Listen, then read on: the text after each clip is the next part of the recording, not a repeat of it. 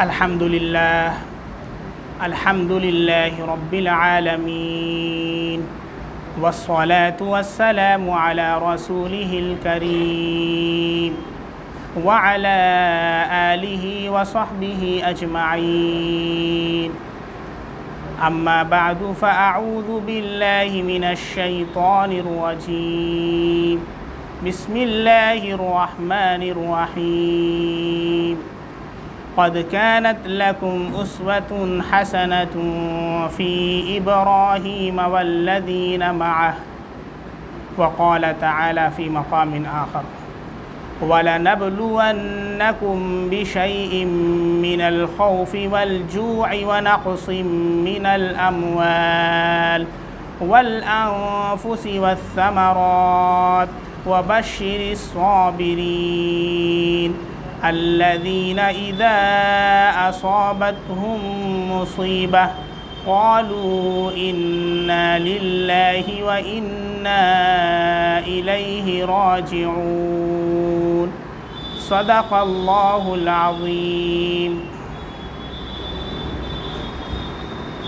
ابھی قربانی کے ایام گزر چکے، قرآن کریم کے اندر اللہ رب العزت نے بہت سے انبیاء کرام علیہم الصلاۃ والتسلیم کا تذکرہ کیا ہے اور بہت سے واقعات بھی بیان فرمائے ہیں جو رہتی دنیا تک کے لیے مسلمانوں کے لیے عبرت اور نصیحت کی چیز ہے۔ اس میں جتنا زیادہ تذکرہ قرآن کریم میں حضرت ابراہیم علیہ السلام کا اللہ نے فرمایا ہے، 69 ٹائمز 69 مرتبہ اللہ نے حضرت ابراہیم علیہ السلام کا تذکرہ فرمایا اور بہت تفصیل کے ساتھ واقعات بیان فرمائے۔ اس سے اس بات کا اندازہ ہوتا ہے کہ ابراہیم علیہ السلام کا جو اسوہ اور جو ان کے ساتھ حالات پیش آئے اور انہوں نے اس وقت جو اللہ رب العزت کے ساتھ اور جو ثبات قدمی کا مظاہرہ کیا وہ ہمارے لیے مشعل راہ ہے۔ چنانچہ قرآن کریم کی سورہ ممتحنہ کے اندر بھی اللہ تعالیٰ ارشاد فرماتے ہیں قد کانت لکم اسوۃ حسنۃ فی ابراہیم والذین معہ۔ یہ جملہ اللہ کے نبی صلی اللہ علیہ وسلم کے علاوہ اور کسی کے لیے اللہ نے استعمال نہیں فرمایا۔ اللہ تعالیٰ ارشاد فرماتے ہیں تمہارے لیے اسوہ حسنہ ہے، بیسٹ ایگزامپل اور بیسٹ آئیڈیل حضرت ابراہیم علیہ السلام کے اندر۔ اور جب ہم حضرت ابراہیم علیہ السلام کی زندگی کو دیکھتے ہیں اور اپنے حالات کو دیکھتے ہیں تو بہت سی چیزوں کے اندر مشابہت پائی جاتی ہے۔ حضرت ابراہیم علیہ السلام کی زندگی آپ بچپن سے دیکھیں اور آج کے حالات ہم دیکھیں تو آپ کو ہر قدم پر ابراہیم علیہ السلام کی جو زندگی ہے اس کے اندر آج کے حالات کے اندر بہت عمدہ سبق ملے گا۔ بچپن کے اندر دیکھیں ان کے والد خود بت بنانے والے اور پوری قوم ان کی مخالف، بادشاہ ان کا مخالف، کفر کا ماحول، شرک کا ماحول ہے۔ ایسے ماحول کے اندر حضرت ابراہیم علیہ السلام تنے تنہا اللہ کی وحدانیت، اللہ کی کبریائی اور اللہ کی بڑائی کو بیان کرتے ہیں۔ تنے تنہا کیسا ایمان ہوگا؟ اور کیا کہتے ہیں انی وجہت وجہی للذی فطر السماوات والارض حنیفا وما انا من المشرکین۔ جو قربانی میں ہم لوگ دعا پڑھتے ہیں کبھی اس کا ترجمہ بھی سمجھ لیجئے کیا ہے، ٹرانسلیشن کیا ہے، تاکہ کچھ سمجھ میں آئے۔ طوطے کی طرح رٹ لیا پڑھ لیا، کبھی سمجھیں بھی کہ کیا مطلب ہے اس کا۔ حضرت ابراہیم علیہ السلام نے وقت کے نمرود کی آنکھوں میں آنکھیں ڈال کر کے اعلان کیا، بباغ دہل اعلان کیا انی وجہت وجہی للذی، میں تو اپنا رخ اس اللہ کی طرف کرتا ہوں فطر السماوات والارض، جس نے یہ آسمان پھیلا رکھے ہیں، زمین کو اللہ نے بنایا ہے، اس اللہ کی طرف میں اپنا رخ کرتا ہوں۔ فطر السماوات والارض حنیفا وما انا من المشرکین، میں تمہاری طرح شرک کرنے والوں میں سے، بتوں کی پوجا کرنے والوں میں سے اور بت پرستی کرنے والوں میں سے نہیں ہوں۔ ان صلاتی و نسکی و محیای و مماتی للہ رب العالمین، میری نماز، میری قربانی، میرا جینا، میرا مرنا سب کچھ اس اللہ کے لیے ہے جو سارے عالم کا پالنہار ہے۔ یہ حضرت ابراہیم علیہ السلام نے کس وقت نعرہ لگایا تھا؟ جب پوری دنیا ان کی مخالف تھی، بادشاہ وقت ان کا مخالف، قوم ان کی مخالف، ہر طرف کفر کا ماحول ہے، شرک کا ماحول ہے۔ آج آپ اپنے حالات پر نظر دوڑائیں، ملک کے موجودہ حالات پر آپ نگاہ دوڑائیں تو آپ کو اندازہ ہوگا کہ یہ حالات ان حالات سے مماثلت رکھتے ہیں جو ابراہیم علیہ السلام کے ساتھ پیش آئے۔ ہر طرف بت پرستی کا ماحول ہے، شرک و کفر کا ماحول ہے، ہر طرف اس بات کو فروغ دیا جا رہا کہ مسلمان اپنے اسلامی شعائر کو چھوڑ کر کے قومیت کے اوپر آ جائیں اور مغربیت کو فروغ دینے لگیں۔ طرح طرح کے نعرے بلند کیے جا رہے ہیں اور بہت سے مسلمانوں کو دیکھا گیا کہ وہ اس کا جھنڈا لے کر کے بھی آگے آگے چل رہے ہیں اور چلو تم ادھر کو ہوا ہو جدھر کو کا نعرہ لگا رہے ہیں۔ 1000 میں سے ایک آدمی بچے گا، اس سے پہلے میں بتا چکا ہوں، حدیث بھی بیان کر چکا ہوں۔ ان قریب قیامت جو فتنے رونما ہوں گے اس میں 1000 میں ایک بندہ ہوگا جس کو اللہ چھانٹ کر کے الگ کریں گے۔ آج میں آفس میں بیٹھا تھا، ایک صاحب آتے ہیں اور اپنا خواب بیان کرتے ہیں۔ پہلے بہت عجیب سی زندگی تھی، لیکن اللہ رب العزت نے ہدایت عطا فرمائی اور وقت نے کروٹ لی اور اللہ نے ان سے جو ہے کام کا ارادہ کیا، اور پھر انہوں نے خواب دیکھا کہ مسجد ہے، بہت عالی شان مسجد ہے اور پوری مسجد لوگوں سے بھری ہوئی ہے۔ اب ایک بندہ بھی جانا چاہے تو اس میں سما نہیں سکتا ہے، بس فل ہو چکی ہے۔ جیسے عیدگاہ فل ہو جاتی ہے تو اب روڈ کے اوپر نماز مصلی بچھا دیا جاتا ہے، اب اس کی بھی پرمیشن نہیں ہے، جو آ گیا آ گیا۔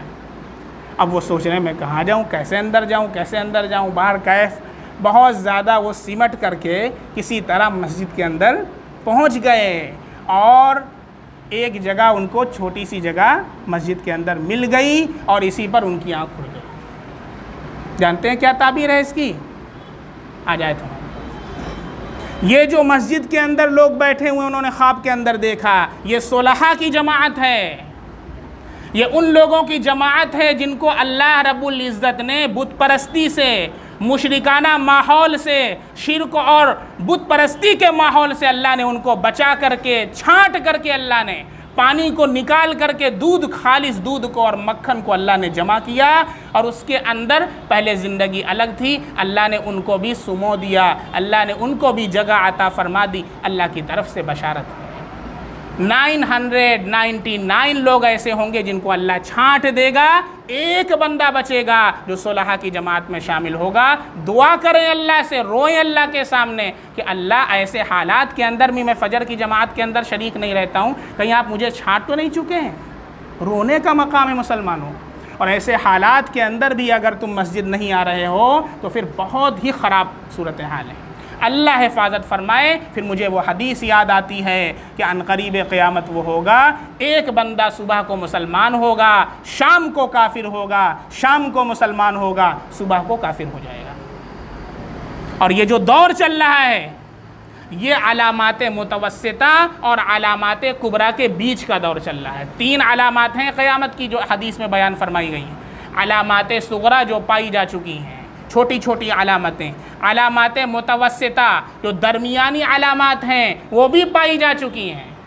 اب کون سی علامات؟ علامات کبریٰ، دجال کا ظہور، یاجوج ماجوج کا خروج، حضرت مہدی کا ظہور، حضرت عیسیٰ علیہ السلام کی آمد، یہ علامات کبریٰ ہیں۔ بس یہ آیا چاہتی ہیں، علامات متوسطہ ہو چکی ہیں۔ ہم جس دور سے گزر رہے ہیں کبھی بھی ان میں سے کسی کا وقوع ہو سکتا ہے۔ آپ اسرائیل کے اندر چلے جائیں، یہودی اس طریقے سے دجال کا انتظار کر رہے ہیں جیسے دجال کل آ رہا ہو، اور ہم کیا کر رہے ہیں؟ 10 بجے سو کر کے اٹھتے ہیں تو کہتے ہیں چائے لاؤ، ذرا مکھن لگا کر کے لانا تو اس کے اوپر۔ یہ صورتحال مسلمانوں کی ہے۔ مسلمانوں ایسے وقت کے اندر حضرت ابراہیم علیہ السلام سے سبق لو، अकेले तने तनहा पूरी दुनिया के अंदर उन्होंने कुफ्र और शिर्क के ख़िलाफ़ अल्लाह की वहदानियत का नारा बुलंद किया। और जब वक्त के नमरूद ने और वक्त की ताकतों ने अपनी ताकत को इस्तेमाल किया, कहा कि बुत को नहीं पूजोगे तो हम आग के अंदर डाल देंगे, जला करके राख कर देंगे। इब्राहीम अलैहिस्सलाम ने कहा मेरा अल्लाह मुझे काफ़ी है। आग को जलाया गया, जैसी आग ना पहले जली ना क़यामत तक जलेगी। इब्राहीम अलैहिस्सलाम को फेंका गया। अल्लाह का हुक्म आता है या नारुकूनी बरदन व सलामन अला इब्राहीम। इब्राहीम अलैहिस्सलाम का बाल भी वो आग बेका न कर सके। सिर्फ यही आजमाइश नहीं हुई, जितने इम्तिहानात लिए गए सब के अंदर 101 नंबर हज़रत इब्राहीम अलैहिस्सलाम को मिले हैं। सबात कदमी कुफ्र के मुकाबले में, शिर्क के मुकाबले में ये वो हालात चल रहे हैं मुसलमानों कि अल्लाह ने जो कुरान में फरमाया क़द कानत लकुम उस्वतुन हसनतुन फ़ी इब्राहीम, ये वही आयत है। ये कुरान क़यामत तक के लिए हमारे लिए मशाले राह है, बशर्ते कि हम उसको समझें और पढ़ें कि मेरा अल्लाह मुझसे क्या कह रहा है। एक लेटर अभी आपकी माशूक़ा का आ जाए तो आपको रात को नींद नहीं आएगी। अल्लाह ने लेटर भेजा है, कभी फ़िक्र नहीं हमें कि अल्लाह ने हमारे नाम क्या ख़त लिखा है।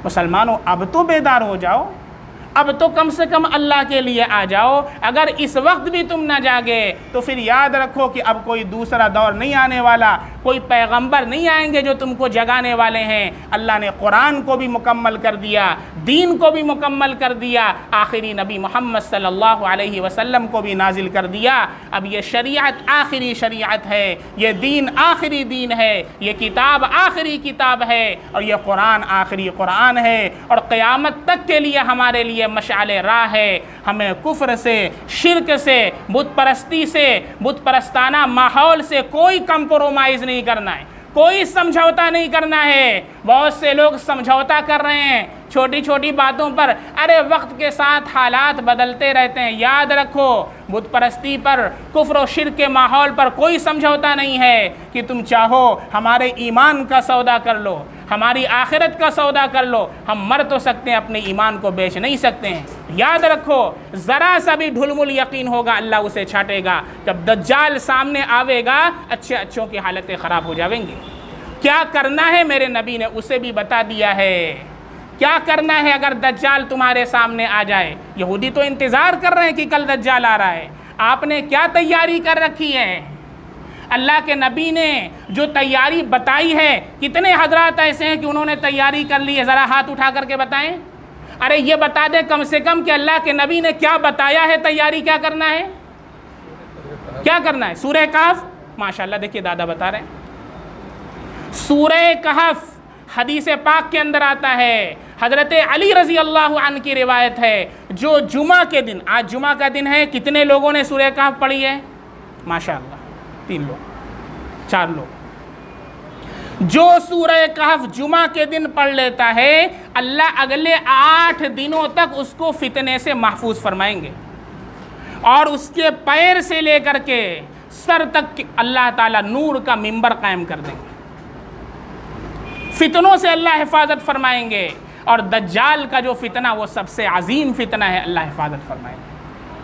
और कम से कम अगर कोई पूरी सूरत नहीं पढ़ सकता है, कम से कम इब्तिदा की 10 आयात और आखिर की 10 आयात को पढ़ ले। एक रिवायत के अंदर आता है कि जो सूरह कहफ की इब्तिदा शुरू की 10 आयात को पढ़ ले और आखिर की 10 आयात को पढ़ ले, अल्लाह उसको भी फितने से महफूज फरमा दे। तो इसलिए हमारा तो दिल चाहता है हर मुसलमान के दिल के अंदर ये आयात हों। हम इतनी 10 आयात को याद कर लें, कोई बड़ा काम नहीं है, कोई मुश्किल काम नहीं है। अगर हम तहैया कर लेंगे इंशाअल्लाह तो 1 हफ़्ते के अंदर हम याद कर लेंगे इंशाअल्लाह। कोशिश करें कि हम सूरह कहफ को याद करें और पूरी नहीं याद कर सकते तो कम से कम इब्तिदा की 10 आयात और आखिर की 10 आयात को हम याद करेंगे और रोज़ाना इसके पढ़ने का मामूल बनाएंगे। और जुमा के दिन इसको हम लाजमी पढ़ें। ये जो हालात चल रहे हैं, इन हालात में फ़ितने, हर दिन इतने फ़ितने आ रहे हैं कि आज का जो दिन है ये बहुत ही ज़्यादा पुरअमन है। कल का जो दिन आ रहा वो अपने साथ बहुत से फ़ितनों को लेकर के आ रहा है। जो उससे अगला दिन आएगा वो और फितनों को लेकर के आएगा। इन फितनों से मुकाबला मादियत के ज़रिए नहीं होगा, रूहानियत के ज़रिए होगा। دجال مادیت کا بادشاہ ہے، اس کا مقابلہ کس سے ہوگا؟ روحانیت کے ذریعے ہوگا۔ اصحاب کہف کی جو تفسیر میں نے ریکارڈ کروائی اس کو سن لیجئے گا، چونکہ اتنا موقع نہیں ہے کہ اب بیان کر سکیں کہ اللہ رب العزت نے کیسے ان چند نوجوانوں کی اللہ نے حفاظت فرمائی جن کو اصحاب کہف کہا جاتا ہے، اور انہوں نے کیا طریقہ آزمایا تھا۔ پوری سورہ کہف پڑھ لیجئے اور دیکھیے کہ اللہ نے کیا راستہ بتایا ہے۔ اس لیے دجال کے مقابلے کے لیے ہمیں روحانیت کو اختیار کرنا ہوگا۔ یاد رکھیں، اگر آپ پوری دنیا کی بھی آرمی کو لے کر کے آ جائیں، دجال کا مقابلہ نہیں کر سکتے۔ وہ مادیت کے ساتھ ہے، مادیت کا مقابلہ مادیت کے ساتھ آپ نہیں کر سکتے۔ اللہ رب العزت دجال کے فتنے سے اور تمام فتنوں سے ہماری حفاظت فرمائے اور ہمیں روحانیت کا مرکز بنائے، حضرت ابراہیم علیہ السلام کے اسوے پر ہم سب کو گامزن فرمائے۔ آخر دعوانا ان الحمد للہ رب العالمین۔